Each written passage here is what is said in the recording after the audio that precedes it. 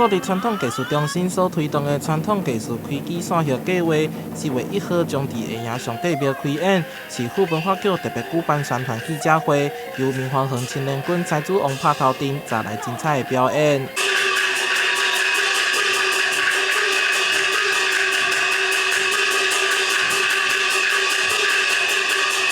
今年邀请到大地花园剧团、红棉歌剧团、丹内乡歌戏团、秀花园戏剧团、小飞侠歌剧团、艺兴阁掌中剧团，拢是台湾上厉害的传统艺术表演团体。传艺中心特别呢有个民间的重塑剧场的这个剧场重塑的计划，都是带着大家，不管是爸爸妈妈、阿公阿嬷，还是孙仔囝哈，带来大家来重新回忆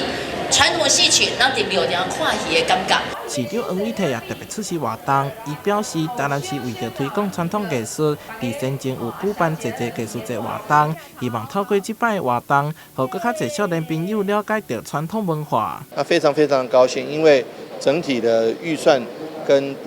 金额，传艺中心给了很大的支持。那尤其能够让传统艺术能够在各个偏乡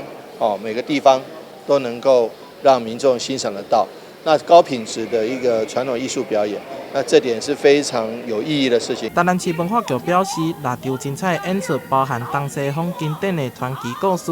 并融合传统甲创新的表演手法，展现传统戏剧的魅力。邀请乡亲伫4月到8月这段期间，到阵前往庙口看戏。台南新闻杨顺怀采访报道。